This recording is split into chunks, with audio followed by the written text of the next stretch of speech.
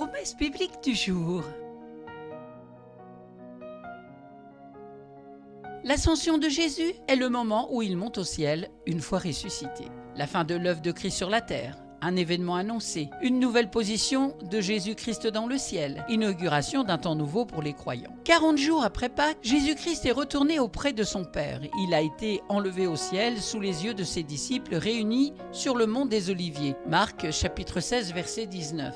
Après leur avoir ainsi parlé, le Seigneur fut enlevé au ciel où il siège à la droite de Dieu. La fin de l'œuvre de Christ sur la terre. La mission de Christ sur la terre a commencé par son incarnation et s'est achevée par son ascension. Au moment de l'incarnation, le Fils de Dieu s'est fait homme. Lors de l'ascension, l'homme-Dieu est retourné auprès du Père. Lisons cela dans Jean chapitre 7 verset 33. Jésus déclara à tous: « Je ne suis plus que pour peu de temps parmi vous, ensuite je retournerai auprès de celui qui m'a envoyé. » Le fait que Jésus-Christ ne soit plus présent corporellement sur la terre ne signifie pas cependant qu'il ait cessé d'agir en faveur des hommes. L'ascension, c'était un événement annoncé. Les Écritures de l'Ancien Testament qui ont annoncé la venue de Christ sur la terre et son œuvre expiatoire ont également révélé son ascension. Jésus lui-même, pendant son ministère terrestre, a annoncé cet événement. Vous pouvez lire cela dans Jean chapitre 16 verset 10.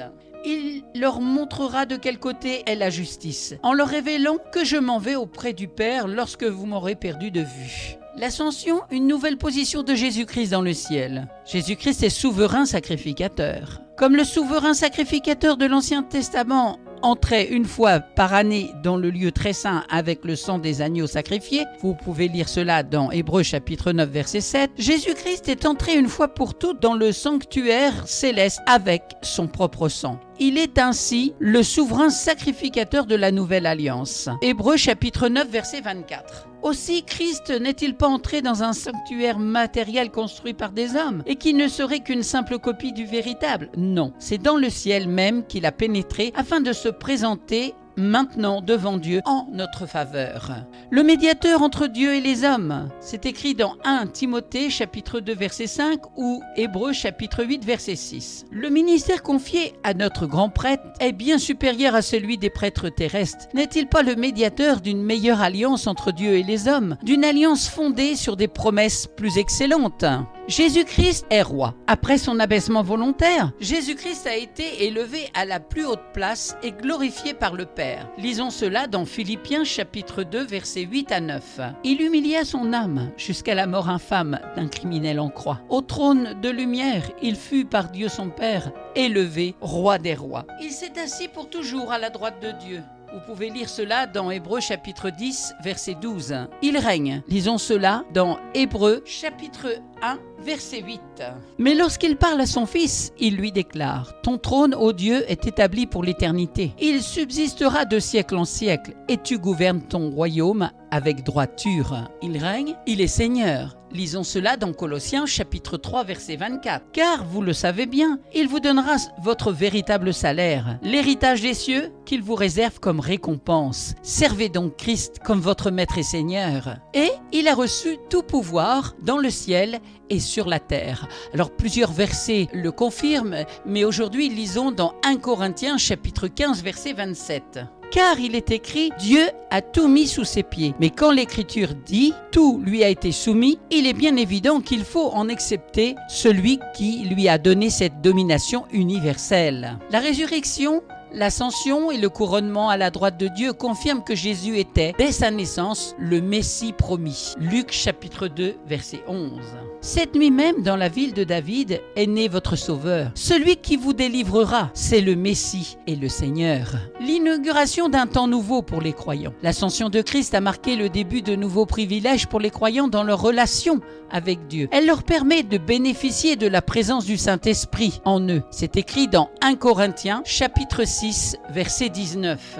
Ou bien auriez-vous oublié que votre corps est le sanctuaire même du Saint-Esprit qui vous a été donné par Dieu et qui, maintenant, demeure en vous? Vous n'êtes donc plus les maîtres de votre corps et vous ne pouvez pas en disposer à votre gré. Vous ne vous appartenez plus, car c'est à un grand prix que vous avez été rachetés. Honorez donc Dieu et rendez-lui gloire par votre corps même aussi bien que par votre esprit, car tous deux appartiennent à Dieu. L'effusion du Saint-Esprit était étroitement liée à l'ascension de Jésus-Christ. Et elle ne pouvait pas avoir lieu avant son départ. Vous pouvez lire cela dans Jean chapitre 16 verset 7, dans Jean 7 verset 39, dans Acte 1 verset 4 à 5 ou Acte 2 chapitre 2 verset 33. C'est d'être certain de vivre un jour dans la présence immédiate de Dieu. Lisons Jean chapitre 14 versets 2 à 3. Dans la maison de mon Père, il y a beaucoup de place. Si ce n'était pas vrai, est-ce que je vous aurais dit, je m'en vais pour vous y préparer une demeure. Lorsque je vous aurai préparé cette demeure, je reviendrai et vous prendrez avec moi, si bien que vous serez, vous aussi, là où je serai. Vous savez bien où je vais et par quel chemin on y parvient. C'est aussi d'avoir en Christ un avocat, un défenseur, lorsqu'on a péché. 1 Jean chapitre 2 versets 1 et 2. Mes chers enfants, je vous écris tout cela afin de vous éviter de pécher. Si toutefois il arrivait à quelqu'un de commettre un péché, vous avez un défenseur, Jésus-Christ, celui qui est sans péché.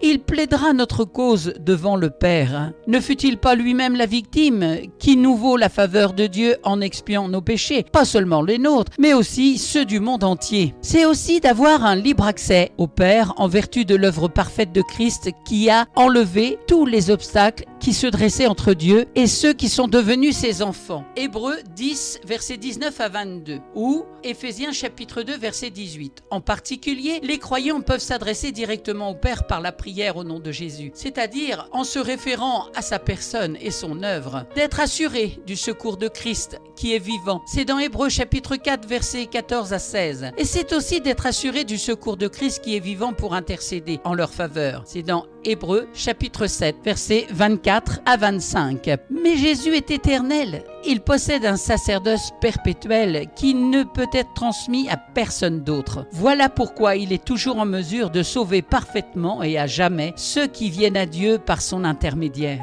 Parce qu'il vit éternellement, il peut toujours intervenir en leur faveur auprès de Dieu. Merci d'avoir pris du temps pour écouter Promesse biblique du jour. Aujourd'hui, l'ascension de Jésus est le moment où il monte au ciel, une fois ressuscité. Si vous n'avez pas la parole de Dieu, n'hésitez pas à me contacter, je vous offrirai une Bible. Merci pour ce moment précieux du partage de la parole. Que le Saint-Esprit de Dieu puisse vous apporter la révélation de cette parole, parce que la parole de Dieu, elle est puissance de vie pour quiconque met foi en elle. Amen. À très très bientôt.